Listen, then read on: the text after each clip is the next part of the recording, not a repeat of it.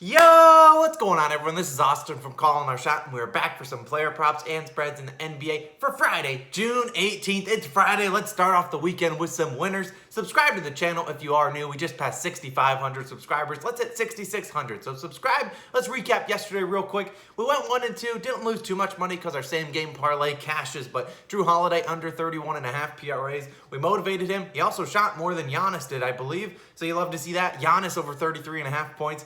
Man of 19 in the first half, and then he just slowed down second half. Not much you can do about that, but the same game parlay plus 127 does cash. Not to mention, Logan on the MLB side of the channel went 4-0. He brought out the brooms and he swept the slate, so go show him some love after this one. Like I said, shout out to all the new subscribers yesterday. We gained a bunch, and we're almost at 6,600, so subscribe if you haven't already. It's free. Also, shout out to our newest COS All-Stars. Put them on the screen, Chuck and Jesus. We really appreciate you guys. You guys are absolutely killing it, and we appreciate all our all-stars. If you want to become one, click the join button on the channel or click the link in the description. But today, we got two games on today.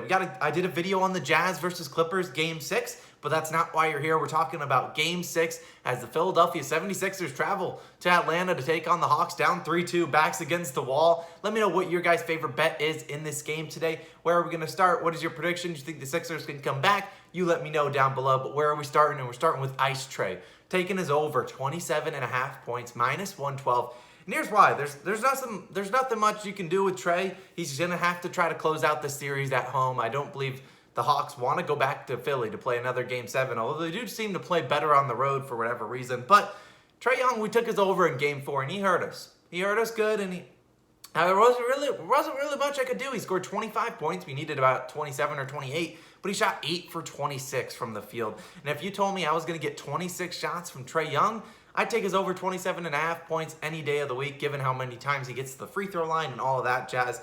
I'm taking it. I'm taking the 27.5. Now, let's take a step back. If you look at it this series, I mean, you saw him in Game 5. He dropped 39 points on 10 for 23 shooting, 19 free throws, and he lives at the free throw line. And I know you can say, oh, he's chasing, he's just rooting for fouls. Sure, but that's part of the game, and that's just unfortunately how officiating can work. But I expect the Philly defense to be aggressive today and try to clamp up on the Hawks' other players like Kevin Huerter, who's kind of struggled recently, John Collins, Clint Capella, Bogdanovic. They're going to play pretty aggressive, and unfortunately, playing aggressive on Trae Young sometimes doesn't work because he's just so great at drawing fouls, and that could be the case today. But let's talk about it. I mean, you've seen Trae Young attempt 23-plus shots in each of the last 2 games, and when he does that, in this postseason, he has hit the over 4 out of 5 times. His one miss was when we picked his over, 8 for 26 shooting. Now, if you take that number back to the regular season, and you just said, you know, he's going to give me 23-plus shot attempts, he did that 11 times in the regular season, and he hit the over in 10 of those 11 games.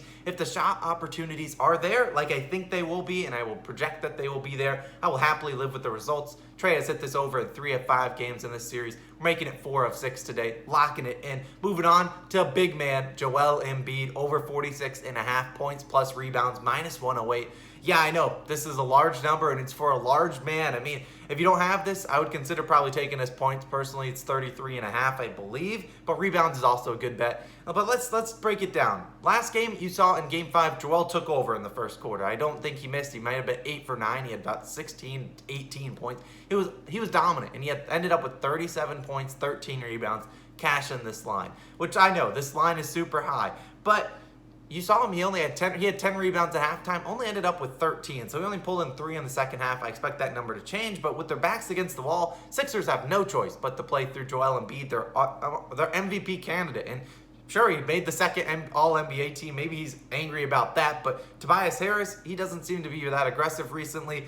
Ben Simmons out. We don't need to talk about him, but they could just start hacking a Ben, and he might be out for the game. Seth Curry, normally, I know Hot Sauce loves him in the Discord. Seth Curry, normally not as good on the road. And that leaves just basically Embiid and Shake Milton. Sorry, I had to get Shake Milton in there. That was the buzzword of the day. But Joel Embiid, I mean, despite this being such a large number, he has hit this in 3 of the 5 games this series, and he should see big minutes again today. Like he saw 39 minutes in Game 5. That's a number he only achieved 3 times in this regular season, all of which, all those 3 times, he had 40-plus points and 13 rebounds, and all of them cashing this line easily. You know, he will see big minutes. I don't think Capella can guard him, and I think he'll see almost 40 minutes tonight. He's going to live at the free throw line. He's going to knock them down, unlike he did. He missed those in the Game 5. I'm locking it in. Joel Embiid over 46.5 points plus rebounds. Like I said, take his points if you want. I think it's a really good bet. Now, I consider making a same game parlay right here, but I'm going to sit this one out. Although we did cash yesterday, and we're going to go with the spread. You know, I do not bet a lot of spreads here. We're going to take the Sixers, -1.5 first half. Yes, I said first half, -128. And sadly, I know Sixers fans, you're like, now you're kind of coming at us with taking a first half spread, but sorry, I didn't mean to do it like this, but since game one, Philly has covered this spread in every single game. You look at game one, they lost the first half. Game two, they did cover. They only were up at halftime by 2. Game 3, they were up by 5. Game 4, up by 13. And then game 5, I know, if you're Sixers fans, close your ears, they were up by 22 points. So they've covered in 4 straight games, and I think they're going to cover again today. They've been very good in the first half. And second half is when they've been crumbling, falling apart. But I think today they got a good chance, and maybe they want to change the game plan, which is get down early and then come back later. Maybe they want to be the comeback kids like the Atlanta Hawks have been, but I don't think they're going to do that. I think they'll come out, be aggressive on defense, and try to clamp up and try to get another big lead and hope they don't blow this one.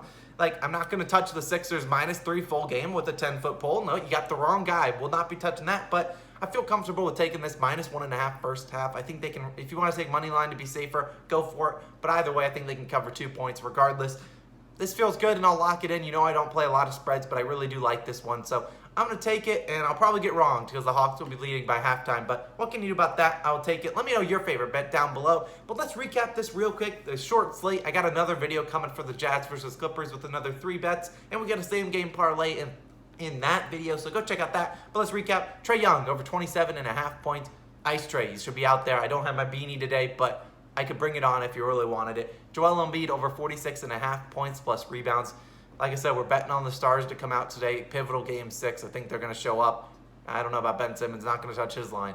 Sixers -1.5 first half spread. Now, there were a couple other bets that I did consider. You know, I took Ben Simmons points plus assists in game 5. I got to imagine that he's going to come out and be aggressive. He's been slandered on social media for the last 24, 48 hours. So you'd expect him to come out and at least have a better game, but not going to do that. John Collins, really consider his rebounds total. He's been absolutely killing it on the boards, and he's the one guarding Ben Simmons. So naturally, he's in the paint nonstop. So consider that. Clint Capella double-double. That's pretty good odds.